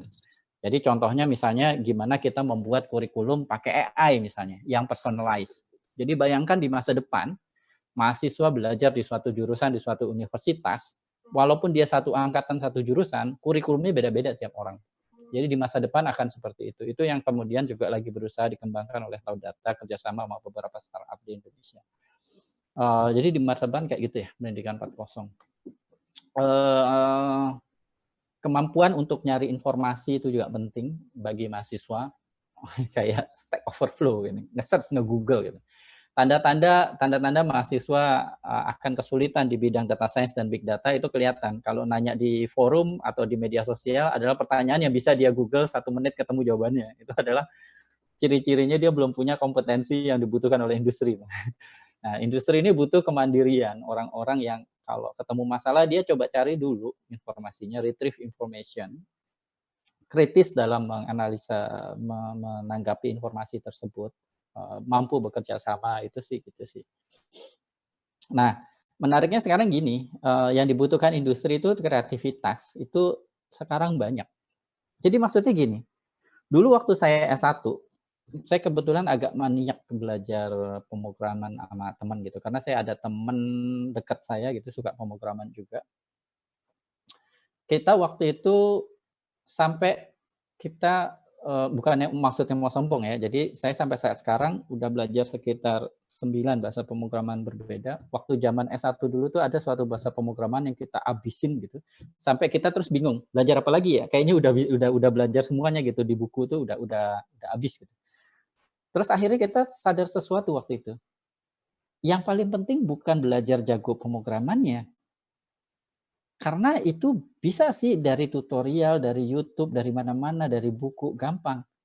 Kemudian dari yang kita pelajari itu, kita bisa bikin apa gitu. Nah itu kemudian yang kemudian saya pahami dulu waktu S1 itu, jadi kreativitas dan inovasi itu sekarang sangat penting sekali. Kalau sekedar jago pemrograman, banyak sekarang di Indonesia jago banget pada jago-jago sampai bisa nge-hack kemana-mana itu kan, sampai terkenal level dunia. Cuma yang kemudian bisa menghasilkan sesuatu yang inovatif dan kreatif dari apa yang ia kuasai tersebut, nah itu yang masih agak jarang. Contohnya sekarang saya tanya deh ke kalian, salah satu dari mahasiswa yang ikut seminar ini, saya yakin ada yang jago banget pemrograman. Kalian bisa nggak bikin Facebook? Sebenarnya kan kalau dipikir-pikir untuk skala yang kecil, nggak susah-susah amat kan. Ketika Mark Zuckerberg, kalau kalian nonton filmnya, bikin pertama kali itu Facebook, kan cuma untuk teman-teman kuliahnya doang di universitas. Untuk bikin seperti itu doang, menghubungkan teman-teman kalian yang bisa PHP MySQL aja biasanya bisa. Cuma kemudian untuk kepikiran bikin inovasi dan kreasi itulah yang kemudian nilai lebihnya gitu. Jadi dari pengetahuan yang saya ketahui sekarang, saya bisa bikin apa ya? Ibaratnya gini, ibaratnya kita bicara makanan dulu nih, yang gampangnya gini, analoginya. Seseorang yang baru belajar masak, itu biasanya dia lihat resep dulu. Saya mau masak kepiting rica-rica, maka dia belanja kepiting, terus bumbunya apa berdasarkan resep yang dia baca. Seorang yang levelnya udah master chef, bahkan di atas master chef adalah emak-emak gitu ya, udah level emak-emak. Dia tinggal buka kulkas, ada bahan baku apa, dari apa yang ada dia bisa bikin masakan yang enak. Nah, kurang lebih sebenarnya di era data ini, ketika kalian bikin produk digital tuh seperti itu. Kulkasnya itu adalah di pikiran kita. Kita tahu apa, dari apa yang kita ketahui ini kita bisa bikin apa. Saya punya teman siapa, kita bisa kolaborasi apa, bikin apa. Itu adalah yang dibutuhkan saat ini seperti itu. Jadi bukannya sekedar gue bisa Java, C, MapReduce, Hadoop segala macam. Oke, lu bisa macam-macam terus lu bisa ngapain kayak gitu. Jadi kalau bisa macam-macamnya aja kayaknya banyak deh sekarang kayak gitu. Orang belajar sebentar juga bisa kayaknya. Di YouTube tuh orang India paling rajin tuh bikin tutorial macam-macam. Nah, terus masa depannya gimana ya? Dari kemarin saya diundang oleh beberapa pengusaha pariwisata, hotel, travel dan lain sebagainya untuk diskusi masa depan pasca pandemi ini gitu ya. Karena seperti kalian ketahui sekarang banyak bisnis bangkrut ya. Enggak hanya oil and gas, para wisata dan lain sebagainya itu juga terdampak sangat besar. Di Amerika sudah lebih dari 22 juta pengangguran baru. Di Indonesia pun nanti juga akan terdampak sayangnya, nggak mungkin tidak. Nah, terus apakah ini akan mempengaruhi perkembangan big data dan data science gitu ya. Nah, ini mari kita bahas sama-sama. Jadi di masa depan sih yang jelas nanti kompleksitas data akan bertambah ya. Jadi bayangkan, nah sekarang kalian sudah mulai kebayang nih pendidikan 4.0 udah ini pendidikan jarak jauh udah kalian makin jamak nih. Nah bentuk struktur datanya, ini kan perlu diolah nih datanya sebenarnya. Ini kan bentuk data baru nih. Bagaimana ngolah data dari Zoom, dari slide yang dipakai, efektivitasnya, dan lain sebagainya. Itu kan sebenarnya juga salah satu yang muncul. Terus juga teknologi komputasi baru. Kalian tahu GPU, VGA card kayak Nvidia dan lain sebagainya sering dipakai. Tapi karena GPU itu mahal dan sebenarnya dia bukan untuk komputasi data science, maka muncullah FPGA namanya, yang khusus kayak GPU tapi dia untuk komputasi. Terus ada TPU khusus untuk deep learning yang dikembangkan oleh Google, Tensor Processing Unit untuk deep learning itu lebih efektif. Kedepannya kita akan ada quantum computing yang dia pakai qubit bukan lagi bit, sehingga pemrogramannya beda, sehingga modelnya beda dan lain sebagainya. Di kedepannya juga akan ada ngetren dari metode-metode yang sebelumnya nggak ngetren karena komputasinya besar, tapi sekarang sudah ditemukan algoritma yang komputasinya lebih efisien, Bayesian dan lain sebagainya. Terus terkait itu ya. Development Goal, apa itu Millennial Development Goal ya, saya lupa. Sustainable Development Goal, SDG, United Nations, Climate, Energy, dan lain sebagainya, Education, Poverty, juga itu adalah masa depan dari data science. Nah sebenarnya kalau dari pengalaman saya pribadi, orang TI itu banyak kerjasama sama SI. Orang SI itu struktur datanya keren-keren. Jadi mereka kompleks tuh, bagus. Jadi big data itu masalah untuk orang TI, matematik, statistik. Tapi nggak pernah masalah untuk orang SI. Kenapa saya ngomong gitu? Orang SI itu kan kerjaannya berarti terkait database sama information retrieval ya, search engine. Mereka sudah capable untuk mengolah data yang besar dan terus bertambah besar dengan skala petabyte dan bahkan lebih dari itu. Yang jadi masalah bukan bagi orang SI, bagi orang TI, orang matematik statistik, bagaimana kemudian data itu tidak hanya di-search dan di-manage, tapi kemudian dianalisa. Tapi kalau kita belajar dari orang SI, bagaimana mereka menggunakan struktur data yang efisien, nah di situ sebenarnya masih belum banyak digali. Kedepannya juga quantum computing ini juga akan melahirkan banyak teknologi sentinel ya. Kayak kemarin waktu itu saya di Australia, kebetulan conference tentang AI gitu ya dengan beberapa ahli di dunia. Terus ada salah satu kemudian yang hadir itu mendemokan ke saya AI yang sangat kompleks dari mobile phone-nya dia gitu. Jadi dia mendeteksi apa saja yang dari mobile phone-nya dia, objek apa aja. Kan nggak mungkin pakai komputasi dari HP-nya, secanggih apapun HP-nya. Gitu. Ternyata dia kemudian HP-nya itu udah terhubung dengan superkomputer di kampusnya gitu. Jadi kan ini kayak di X-Men gitu teknologinya si Sentinel robotnya itu. Nah itu kedepannya juga akan dipakai untuk mobil elektrik dan lain mobil driverless itu ya. Sekarang saat ini mobil tanpa awak itu yang dikembangkan kelemahannya adalah komputasinya terlalu besar di dalam mobilnya. karena koneksinya 4G, mereka masih nggak mau kemudian komputasinya itu di server. Tapi ketika 5G ada, maka kemudian komputasinya itu tidak lagi di mobilnya, tapi di server perusahaan penyedia jasa mobil tanpa awaknya. Sehingga nanti akan sangat mempengaruhi pemrogramannya, modelnya, dan lain sebagainya. Itu dan lain sebagainya. Nah, ini contohnya yang juga sudah keluar sekarang. Ada namanya IBM TrueNord, kayak Raspberry Pi, tapi dia ininya arsitektur prosesornya beda ya. Jadi dia bisa perform 46 miliar synaptic oscillation per second per watt. Salah satu kelemahan big data sekarang, big data system, misalnya kalian pakai Hadoop atau Spark, listriknya banyak, makanya cloud-nya mahal karena listriknya banyak. Kalau kalian nanti jadi konsultan kementerian dan lembaga, dia ini on premise, bukan pakai cloud, karena peraturan dia nggak bisa pakai cloud. Nah, itu bikin data center-nya pakai listrik besar, fail safe-nya mahal. Nah, teknologi-teknologi seperti ini, IBM TrueNord ini sangat ramah lingkungan karena pakai energinya sangat sedikit dan dia sangat cepat.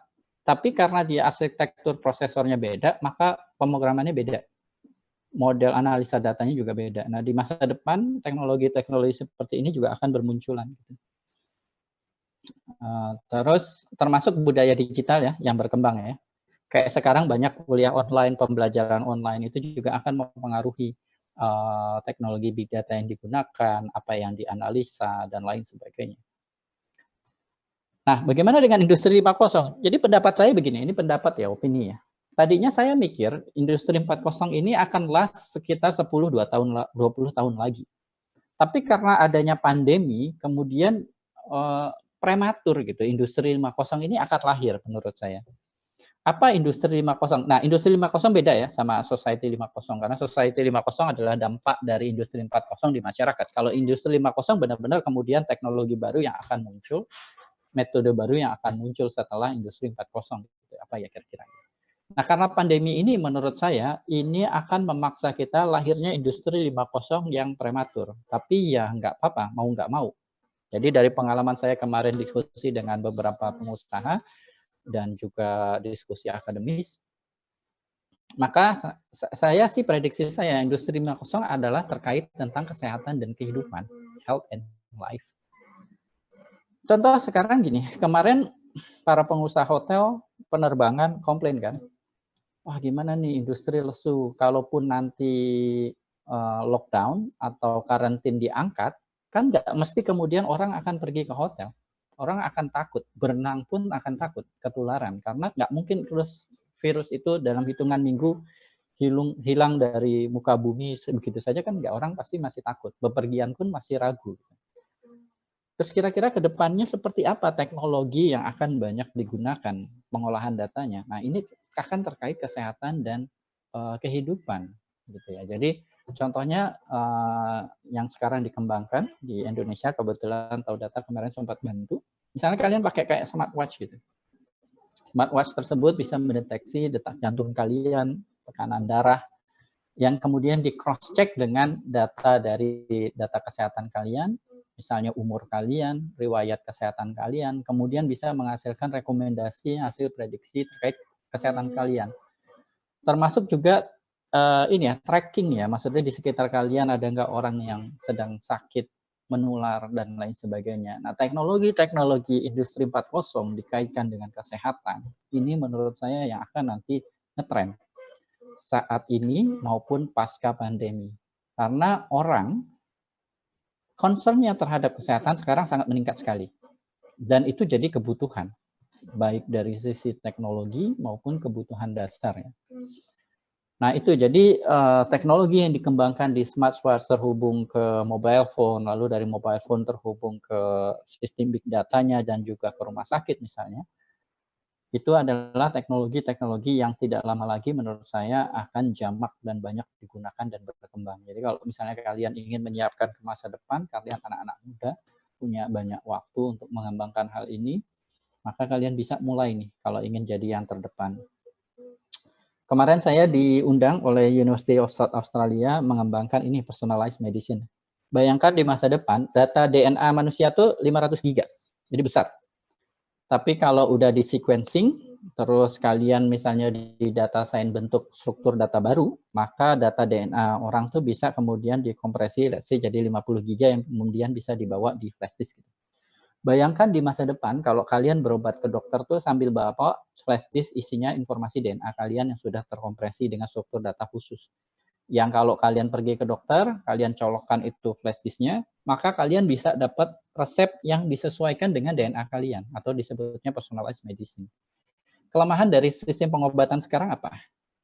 Ada 2 minimal, yaitu dipukul rata untuk suatu obat untuk semua orang. Padahal setiap orang, walaupun penyakitnya sama, itu ada obat yang manjur buat dia, tapi nggak manjur buat orang lain. Yang kedua adalah dosisnya selalu konstan. Obat itu sebenarnya racun. Itulah mengapa kita nggak boleh minum obat sembarangan. Tapi kalau kita dikasih obat dosis oleh dokter, pasti konstan ininya dosisnya. Jadi misalnya minum 3 kali sehari antibiotik 250 mg. Padahal misalnya hari keempat dia udah misalnya 50% sembuh, harusnya kan dosisnya menurun. Nah di masa depan itu dosis kayak gini juga nggak konstan, dia variable base. Jadi dia ada alat sensor yang kemudian mendeteksi sudah seberapa baik hasil pengobatannya, lalu dosisnya juga disesuaikan. Nah ini adalah industri 5.0 kalau menurut saya, kebutuhan-kebutuhan seperti ini. Sudah mulai beberapa industri tentu saja juga memulai beberapa teknologi dan metode terkait ini. Ini bisa kalian Google, cuma memang belum jamak. Jadi, tapi sebenarnya kalau di level kita, baik mahasiswa, dosen, peneliti, atau perusahaan sebenarnya udah bisa mulai mengembangkan sih, karena sensor-sensornya sekarang sudah lumayan banyak, tinggal produknya aja yang dikembangkan. Nah ini contohnya yang sudah jadi juga. Jadi ini untuk di militer kemarin waktu saya presentasi di Gunadarma juga, kebetulan tahu data membantu juga militer di Indonesia. Jadi prajurit itu kemudian terhubung ya dengan data recordnya dia di database, data kesehatannya, terus misalnya terhubung dengan smartwatch-nya dia dan sensor-sensor lainnya di pakaian militernya, yang kemudian pakaian militernya itu punya sensor-sensor gitu ya. Seberapa lelah dia olahraga cukup apa enggak, resiko injury dan lain sebagainya. Dan data ini tidak hanya data yang diangkat dari sensor, tapi juga dibikin model, dikaitkan dengan data histori kesehatannya, kemudian membuat rekomendasi atau prediksi atau forecasting terkait kesehatannya. Nah, seperti ini. Jadi terkait kesehatan ya. Nah, jadi akan ada banyak perkembangan ya dari AI, data science yang menurut saya sih fokusnya akan lebih banyak ke healthcare and medical di sini. Healthcare and medical ini akan lebih banyak beberapa tahun ke depan, minimal sampai 10 tahun ke depan menurut saya. Jadi investasinya sangat bagus sekali kalau mau terus dikembangkan di sisi itu. Nah, tentu saja kemudian di healthcare ini bisa dikaitkan dengan consumer goods dan lain sebagainya, termasuk bahkan pariwisata. Bayangkan sekarang kalau kalian misalnya beli makanan, lalu ada semacam kayak QR code yang berisi informasi terkait health, tapi kemudian ketika di-scan oleh aplikasi yang kalian buat, tidak hanya men-scan misalnya komposisi dari makanannya, tapi juga kemudian dikaitkan dengan data kesehatan kalian, seberapa recommended makanan tersebut, atau kalian bisa mengkonsumsi makanan tersebut berapa banyak. Itu adalah AI yang menurut saya di masa depan ini, masa depan near future sih saya bilang, enggak far future. Saya akan tutup dengan slide ini karena terlalu banyak. Saya ingin tadi diskusikan, mohon maaf. Ya intinya apa ya? Intinya kita harus mulai berlari sih memang. Jangan lagi sia-siakan waktu untuk terus banyak hal yang memang banyak yang harus dipelajari, memang banyak yang harus kita lakukan. Ya mau nggak mau kita berlomba memang dengan negara lain untuk kemudian menghasilkan solusi-solusi ini. Udah nggak ada waktu lagi untuk santuy. Santuy. Jadi ini iklan mobile connection sebenarnya, mungkin kalian udah pernah baca. Setiap pagi di Afrika seekor rusa bangun, dia tahu bahwa hari ini dia harus berlari lebih cepat dari singa tercepat atau dia akan mati. Setiap pagi seekor singa pun bangun, dia tahu bahwa dia harus lari lebih cepat dari rusa paling lambat atau dia mati karena kelaparan. Gitu. Tapi sebenarnya analogi ini nggak peduli kita adalah si rusa atau si singa. setiap pagi menyingsing, maka kita harus terus berlari. Gitu. Dari saya mungkin itu aja. Selanjutnya kita diskusi aja ya. Saya kembalikan ke tadi Mas Nicholas ya. Oke, terima kasih. Ya, terima kasih Bapak Taufik atas presentasinya. Selanjutnya kita akan melanjutkan ke sesi berikutnya, yaitu sesi tanya jawab. Jika ada yang ingin bertanya, bisa membuka mic atau langsung dituliskan di chat. Oh, tuliskan di chat ya. Oke. Oke, Oke. silakan Aswin. Ya, siang Pak Taufik. Nah, silakan Mas Aswin. Ya, mau tanya 2 pertanyaan Pak. Yang pertama, tadi kan pasti nanti ke depannya big data ini bakal lebih personalized, jadi memang nyangkut ke per individu masing-masing. Nah, kira-kira kalau mekanisme untuk data acquisition-nya gimana ya Pak? Kan nanti pasti kita riskan dengan personal privacy yang kayak gitu-gitu Pak. Itu pertanyaan pertama. Terus pertanyaan kedua, kan sebenarnya kita jurusan sistem informasi nih Pak. Semuanya yang ada di sini. Iya, jadi semua di Kirain TI. Iya. Tadi saya tanya katanya TI. Oh, SI. Oh, tahu gitu saya fokusnya agak beda tadi. Oh ya sudahlah nggak apa-apa. Oh, SI itu. Iya. Oke. Ya, terus misalnya kalau kita mau benar-benar lanjut nekunin soal data science, big data kayak gitu-gitu, kira-kira kita perlu master nggak sih Pak? Jadi kalau memang perlu master, ada saran nggak Pak? Maksudnya kayak kemana majornya, jurusannya, atau apanya? Itu sih Pak. Terima kasih. Oke, terima kasih pertanyaannya. Saya jawab dulu kali ya sebelum pertanyaan lain ya, biar Iya, fokus Pak. ya. Nah, Oke, Pak. terima kasih. Oke, terima kasih Mas Aswin tadi ya pertanyaannya. Pertama tentang personalized data ya, data acquisition gitu ya, terkait tentang privacy. Ini bagus sekali pertanyaannya karena ya sekarang misalnya di COVID-19 ini ya, di Singapura tuh data posisi diambil setiap 30 menit. Di Indonesia tuh sehari 2 kali. Baik lewat triangulation maupun lewat GPS gitu ya. Triangulation itu lewat menara-menara cellphone kalian. Nah, apa itu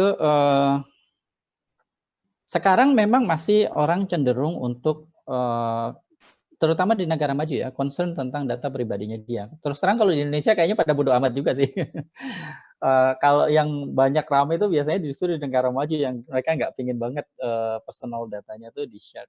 Cuma kita sekarang gini deh, pada dasarnya ketika kita menawarkan atau menggunakan teknologi solusi baru untuk meningkatkan kenyamanan, pasti kita trade off dengan resiko dan atau keamanan. Maksudnya apa? Maksudnya gini, saya kasih contoh. Perbankan. Kalau kita nggak punya ATM, nggak punya kartu kredit, nggak punya mobile banking, nggak punya internet banking, kayak zaman dulu banget bank, itu sebenarnya lebih aman kan? Kalau kita mau nabung, mau ngambil uang, itu kan harus ke bank. Zaman sekarang misalnya kalau misalnya kartu kredit, kartu debit aja, kartu ATM, memang lebih nyaman, lebih enak. Kita bisa bayar pakai kartu ATM, kita ngambil uang pakai kartu ATM, kartu debit gitu ya, belanja, ngambil uang. Tapi kan jadi resiko keamanan. Jadi kalau misalnya kayak scamming di mesin ATM, terus akhirnya bisa diambil kayak gitu ya duitnya. Tapi orang tetap pakai kartu ATM karena memang nyaman, walaupun ada tambahan faktor resiko di situ. Begitu pula juga dengan internet banking. Mobile banking sekarang enak kan? Saya dari kemarin juga kayak transfer segala macam, gajian lewat mobile banking aja gitu. Bayar pegawai dan lain sebagainya lewat handphone aja udah oke. Nah, sebenarnya lebih nyaman, tapi ada faktor resiko. Nah, terkait personalized data, data acquisition, memang juga sama pada ujung-ujungnya. Misal Mas Aswin bikin startup, yang teknologinya adalah kayak tadi, memanfaatkan data kesehatan misalnya, untuk memberikan rekomendasi yang baik bagi penggunanya.